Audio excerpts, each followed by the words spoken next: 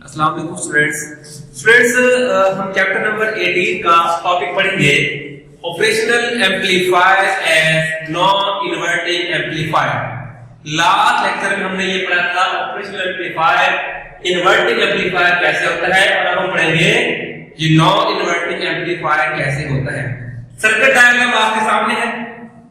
इसमें हमने जो इन्वर्टिंग एम्पलीफायर है उसको ग्राउंड कर दिया, मतलब उसका पोटेंशियल कितना लिया, 0 लिया।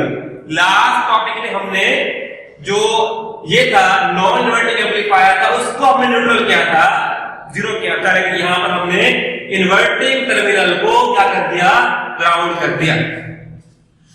अच्छा, ओपन लूप जो गेन होगा हमारे पास, वो इसका फॉर्मूला हमने डिस्कस किया, V output bye V input, मतलब ओपन लूप गेन जो है वो इनवर्सली प्रोपोर्शनल है इस डिफरेंस के।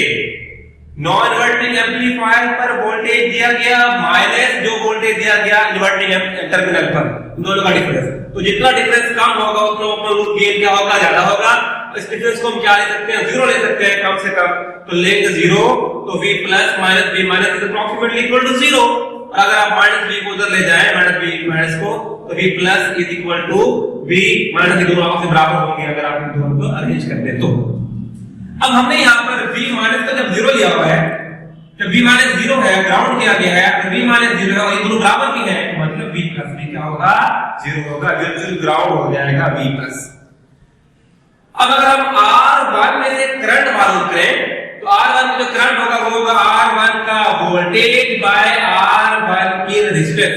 तो R1 में से जो वोल्टेज है ये वाला टर्मिनल जुड़ा हुआ है V माइनस से, ये वाला टर्मिनल ये वाला जुड़ा हुआ है V इनपुट से, जो V माइनस है ये इनपुट है, और ये है आपके पास V माइनस, तो इसको आप V इनपुट लिख दें। अब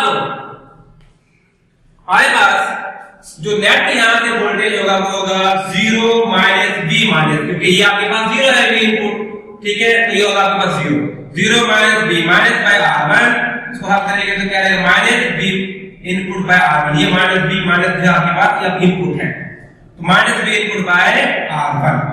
अब अगर आप I2 की करंट की बात करें, R2 में से जो करंट फ्लो कर रहा है बेटा वो क्या आपका I2 है, ये जुड़ा है बेटा V माइनस के साथ, जुड़ा है V आउटपुट के साथ, तो V minus minus V output by R2, और V माइनस हमने क्या कहा है, V input minus V naught by R2। अब प्रैक्टिकली हमने कहा दोनों टर्मिनल के दरमियान करंट फ्लो नहीं करेगा, तो मतलब I1 जो होगा वो I2 के बराबर होगा, जो करंट लॉस है ये रिजल्ट हमारे पास आता है, दोनों करंट बराबर होंगे। जब दोनों करंट बराबर होंगे, यहाँ पर I1 की वैल्यू पुट करते हैं वो है minus V input bye R1, यहाँ पर I2 की वैल्यू पुट करते हैं वो क्या है, V input minus V naught by R2, दोनों वैल्यूज को हमने बराबर रखा। अब बराबर करने के बाद इसको अलग अलग कर दें, ये जो R2 है इसको V इनपुट के नीचे अलग डिवाइड कर दे, माइनस ये वाला, इसको R2 को V आउटपुट के नीचे भी डिवाइड कर दे।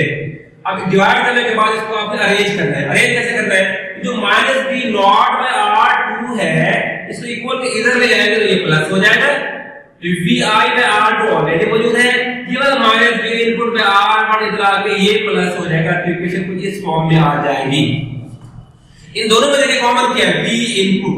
अगर आप V इनपुट कॉमन ले लें तो क्या बचेगा, 1 ओवर R2 या 1 प्लस 1 ओवर R1, अरेंज करके लिख दिया मैंने, 1 over R1 plus 1 over R2।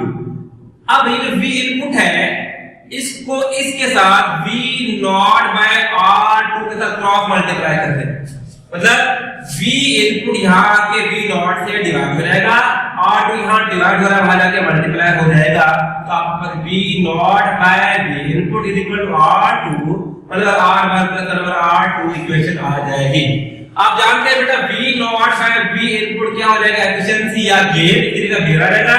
R2 को बारी बारी इससे मल्टीप्लाई करें, इससे मल्टीप्लाई करें, तो रिड्यूस्ड इक्वेशन हमारे पास ये आ जाएगी 1 प्लस R2 बाय R1। ये हमारे पास operational amplifier and non inverting amplifier का गेन है।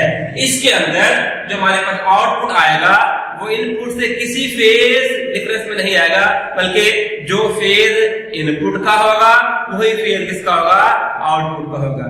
तो बच्चे इसको टॉपिक को पढ़िएगा। अल्लाह।